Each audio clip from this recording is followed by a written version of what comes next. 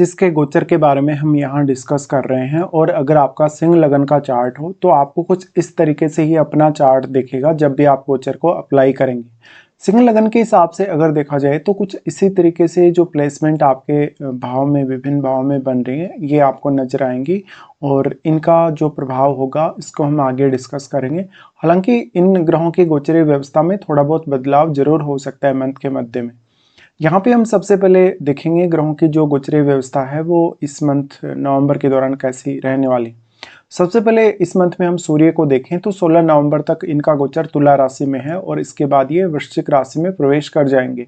बुध का गोचर 10 नवंबर से 29 नवंबर तक वृश्चिक में है और क्योंकि अभी ये वक्री है तो 10 नवंबर से जो 29 नवंबर तक का इनका टाइम पीरियड है वृश्चिक में, ये वक्री काल है इनका। शुक्र यहाँ पे 2 नवंबर से तुला राशि में है और फिर ये 26 नवंबर को वृश्चिक राशि में प्रवेश कर जाएंगे। मंगल का गोचर अपनी स्वराशि वृश्चिक में ही होगा। और देखा जाए तो बृहस्पति जो कि कर्क राशि में गोचर करेंगे, बृहस्पति कर्क राशि में जो गोचर कर रहे हैं, अभी कुछ ही समय के लिए बृहस्पति यहाँ आ रहे हैं। शनि फिलहाल वक्री होकर गोचर कर रहे हैं मीन राशि में और 28 नवंबर तक ये मीन में वक्री हैं।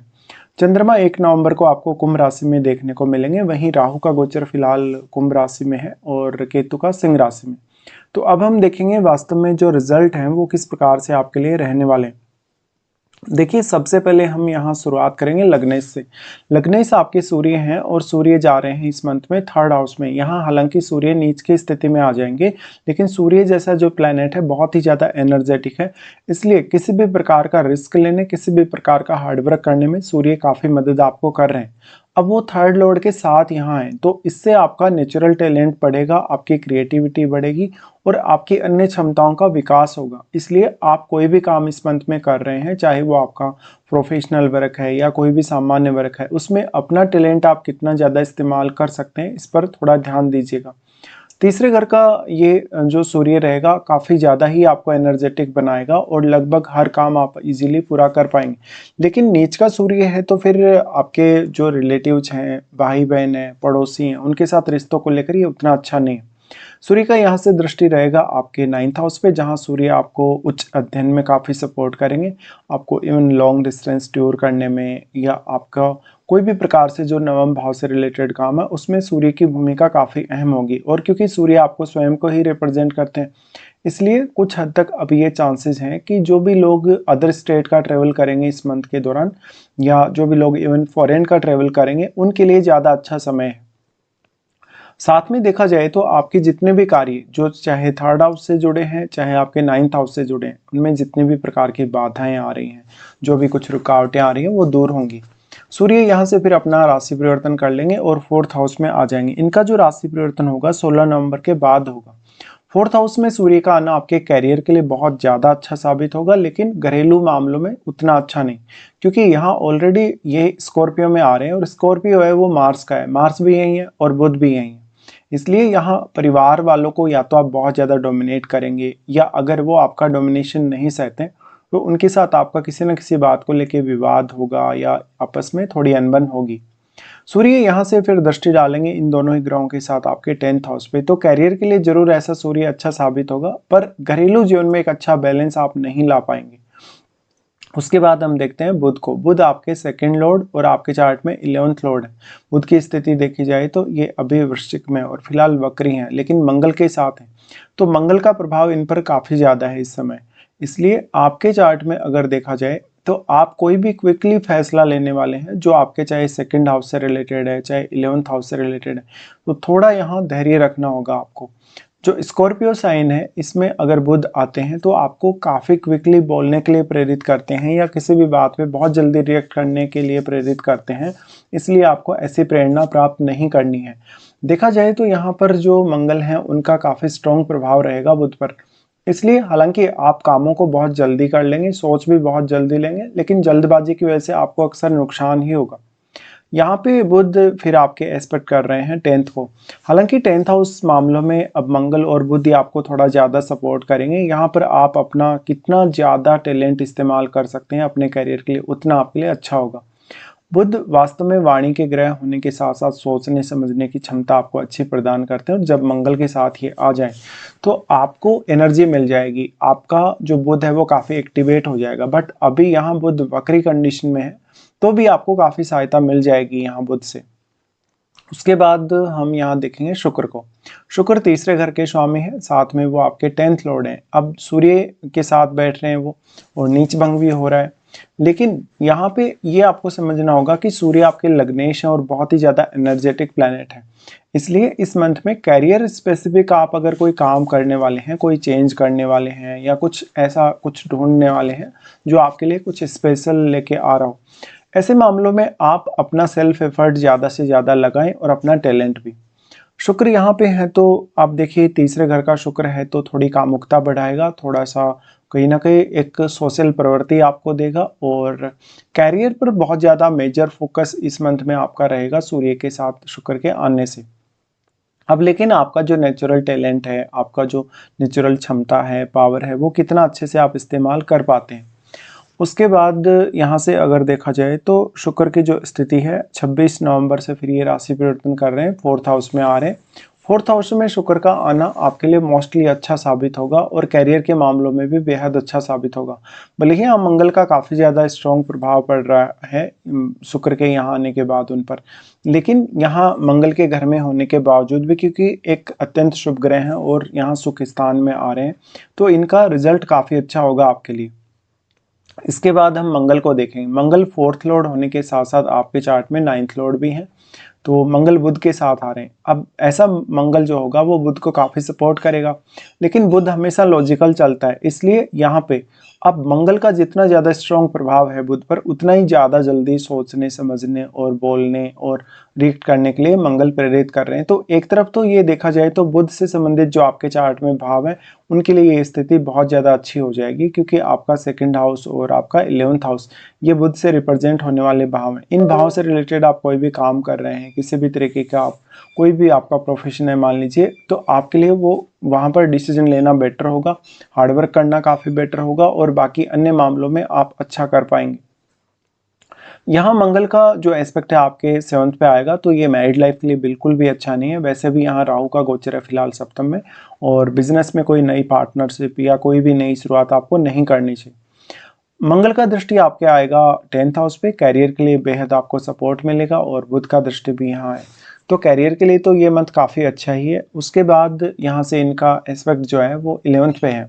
11th पे मंगल एस्पेक्ट डालें तो क्योंकि वो आपके चार्ट में कारक ग्रह है, इसलिए आपको अर्निंग्स के मामलों में सपोर्ट करेंगे, बाकी अन्य मामलों में भी आपको मान सम्मान दिलाएंगे दूसरे लोगों से। लेकिन क्योंकि अब वो यहाँ पे 11th लॉर्ड के साथ ही बैठे, तो ऐसा जो स्थिति है वो आपके लिए बेहद खास है, और मंगल यहाँ आपको काफ़ी सपोर्ट करेंगे और प्रोटेक्शन भी देंगे। इसके बाद यहाँ से अगर देखा जाए तो हम गुरु के बारे में विचार कर लेते हैं। गुरु आपके पंचमेश और आपके चार्ट में अष्टमेश है, फिलहाल 12वें घर में गोचर कर रहे हैं। अगर मान लो आपके 12वें घर में चंद्रमा बैठे हों, आपके 12वें घर में राहु या केतु बैठे हों, तो ये मैरिड लाइफ के लिए अच्छा नहीं है, रिलेशनशिप के लिए अच्छा नहीं है, लेकिन सिक्स सेंस बहुत ही गजब का दे सकता है, आपका अंडरस्टैंडिंग को बहुत बेटर बना सकता है। लेकिन ऐसा जो आपका नॉलेज होगा, जो भी आपका ऐसा गुरु के द्वारा जो बुद्धिमत्ता दिया गया होगा आपको, वो दूसरे लोगों के लिए ही ज़्यादातर काम आएगा। गुरु यहाँ पे 8वें घर को भी कनेक्ट कर रहे हैं, तो जिन लोगों को रिसर्च पर्पज़ के लिए, किसी भी प्रकार के ऐसे पर्पज़ के लिए जो डायरेक्टली या इनडायरेक्टली अष्टम भाव से रिलेटेड है, उसके लिए आप विदेश का रुख कर सकते हैं। गुरु यहाँ पे पंचमेश होकर बैठे हैं, तो आपका संतान पर कोई ना कोई खर्चा होना चाहिए, और उनकी एजुकेशन के लिए भी। इसके साथ फिर क्योंकि वो 8वें घर के लॉर्ड हैं, तो अब 8वें घर पे भले ही यहाँ से गुरु दृष्टि डाल रहे हैं, लेकिन आप 8वें घर से उतना कुछ एक्सपेक्ट नहीं कर सकते हो इस समय, क्योंकि अभी शनि गोचर कर रहे हैं अष्टम में। गुरु का अगर हम दृष्टियों के हिसाब से भी देखेंगे तो 4th हाउस को सबसे पहले ये एस्पेक्ट कर रहे हैं, 4th को एस्पेक्ट कर रहे हैं, तो परिवार की जिम्मेदारियां आप हमेशा निभाएंगे इस समय में, भले आप अपने परिवार से दूर रहें या कहीं भी रहते हो। गुरु का प्रभाव 4th हाउस पर होने से आपके घरेलू सदस्य, आपके इवन माता पिता या परिवार के अन्य लोग काफ़ी स्पिरिचुअल होने लगेंगे, काफ़ी पूजा पाठ वगैरह में रुचि लेने लगेंगे, और उनके विचार सात्विक होंगे। गुरु यहाँ आपको काफ़ी सपोर्ट कर रहे हैं आपकी डेली लाइफ में, ऑफिस के कार्यों में, क्योंकि यहाँ वो दृष्टि डाल रहे हैं 6th पे। तो यहाँ आपको देखना चाहिए कि क्या कोई ऐसा प्लेनेट है जो यहाँ बृहस्पति को ज़्यादा से ज़्यादा प्रभावित कर सके। लेकिन मान लो यहाँ पर आपका कोई भी प्लैनेट हो, भले ही वो आपके चार्ट में जिस भाव का स्वामी है उन भाव से अब आपको काफ़ी सपोर्ट मिलने की संभावना रहेगी। लेकिन आपका यहाँ 6th हाउस में जो प्लैनेट बैठा है वो एक थोड़ा सा क्रूर ग्रह होना चाहिए या एग्रेसिव होना चाहिए। इसके बाद अगर देखा जाए तो यहाँ पे फिर इनका एस्पेक्ट आ जाता है आपके अष्टम पे। अष्टम पे ऐसा गुरु आपका ज़्यादा से ज़्यादा ज्ञान बढ़ाने वाला होगा। अष्टम भाव से रिलेटेड कोई भी पेंडिंग काम है वो भी आपका बनेगा। ऐसा गुरु मैरिड लाइफ के लिए या कभी कभी रिश्तों के लिए उतना अच्छा साबित नहीं होने वाला। आप चैरिटी वगैरह में या दूसरे किसी अन्य इस प्रकार के कार्यों में पैसा दे देंगे। लेकिन जहाँ भी कभी कभी आपको रिक्वायरमेंट होगी स्वयं के लिए या इवन आपके किसी रिलेटिव्स के लिए, उस समय आपके पास पैसे की कमी जरूर रहेगी। अब हम देख लेते हैं शनि को। शनि आपके चार्ट में छठे घर के स्वामी और 7वें घर के स्वामी हैं और ये गोचर कर रहे हैं अष्टम में। हालांकि अब अष्टम में शनि वक्री चल रहे हैं। वक्री चलने से और क्योंकि यहाँ गुरु का दृष्टि भी आ रहा है, इसलिए अष्टम भाव से संबंधित मामलों में आपको गेन होंगे, ज्ञान भी बढ़ेगा, बुद्धिमत्ता भी बढ़ेगी और आपका जो माइंड होगा एकदम हल्का हल्का आपको फील होने लगेगा। शनि आ रहे तो आपका जो इन लॉज के साथ रिलेशन है वो थोड़ा सा बिगड़ सकता है या थोड़ा सा प्रभावित हो सकता है। शनि यहाँ पर क्योंकि वो छठे घर के स्वामी है, तो अब आपका डेली लाइफ में रूटीन वर्क में आपके अगर 8th हाउस रिलेटेड कोई भी काम है, कोई भी इस प्रकार की क्रिया है, तो उस मामले में जरूर थोड़ा फायदा मिलेगा। शनि यहाँ से एक्सपेक्ट कर रहे हैं 10th को एक्सपेक्ट करेंगे तो कैरियर में, क्योंकि अभी वो वक्री है इसलिए उतनी बाधा नहीं डालेंगे, लेकिन काफी डिसिप्लिन से आपको रखेंगे। इसके अलावा यहाँ तीसरी दृष्टि जो शनि की पड़ रही है, यहाँ थोड़ा करियर के लिए कभी कभी आपका स्ट्रगल बढ़ जाएगा, मेहनत बढ़ जाएगी। शनि का दृष्टि फिर आ जाता है आपके सेकंड पे, जहाँ पर वाणी को लेकर आप काफ़ी ज़्यादा सतर्क रहने वाले हो। यहाँ पे फैमिली के साथ आपको किसी भी प्रकार के मनमुटाव से बचना चाहिए और अपनी जिम्मेदारियों को अच्छे से वहन करना चाहिए। फिर आ जाता है इनका दृष्टि आपके पंचम पे। पंचम पे शनि का दृष्टि का आना बहुत डिसिप्लिन देगा, सोचने समझने में, विचार करने में या कोई भी प्रकार का निर्णय लेने में भी। तो शनि का यहाँ दृष्टि का पड़ना अच्छा ही है, लेकिन यहाँ वो क्योंकि 8वें भाव की एनर्जी को एक्सचेंज कर रहे हैं पंचम के साथ, तो 8वें भाव से संबंधित आप कोई भी स्टडी वगैरह करना चाहते हैं तो आपके लिए अच्छा होगा। उसके बाद हम यहाँ से आगे बढ़ जाते हैं और देख लेते हैं चंद्रमा को भी। चंद्रमा आपके 12वें घर के लॉर्ड हैं। शुरुआत में वो सप्तम में गोचर कर रहे हैं जहाँ राहु गोचर कर रहे हैं, इसलिए चंद्रमा शुरुआत में थोड़े डिस्टर्बेंस में रहेंगे और यहाँ पे हो सकता है कि कहीं ना कहीं आपका मैरिज के थ्रू कुछ रिलेशन हो, अगर फॉरेन से या इवन फॉरेन में ही आप सेटल्ड हो, तब आपको इस स्थिति का ज़्यादा फायदा मिलेगा। 12वें के लॉर्ड सप्तम में आ रहे हैं, लगभग 1-2 दिन के लिए यहाँ रहने वाले हैं। उसके बाद यहाँ से ये आ जाएंगे अष्टम में। अष्टम में आएंगे तो शनि के साथ इनका युति बन जाएगा। ये थोड़ा सा स्ट्रेसफुल समय है, यहाँ पे जिम्मेदारियां भी आपके ऊपर ज़्यादा हो सकती हैं।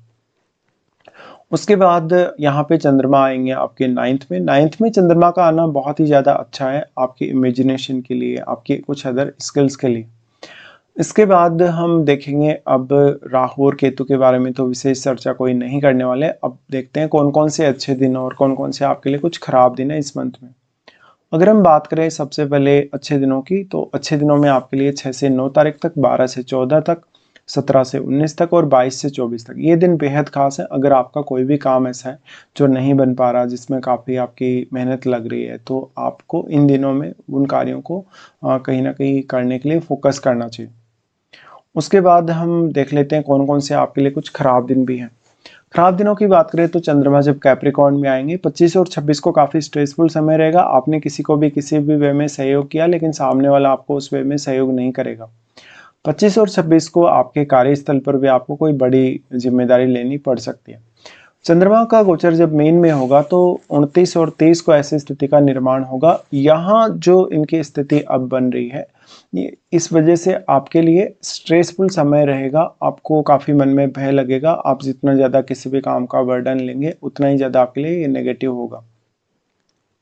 चंद्रमा फिर अपने घर में जा रहे, 10 और 11 को इनकी स्थिति अपने ही घर में बनेगी, तो ये थोड़ा ठीक ठाक है। लेकिन यहाँ दूसरे ग्रहों का प्रभाव कैसा है, दूसरा कोई भी ग्रह यहाँ बैठा है या नहीं, ये सब आपको देखना होगा। 12वें घर में क्योंकि चंद्रमा का स्वयं का घर है, तो ये इमेजिनेशन के मामले में और ओवर थिंकिंग के मामले में भी थोड़ा ज़्यादा रहता ही है। तो इस प्रकार से आपके लिए कुछ ये खराब दिन है। फिलहाल हम पूरा डिस्कशन कर चुके हैं। फिलहाल आपको वीडियो देखने के लिए धन्यवाद।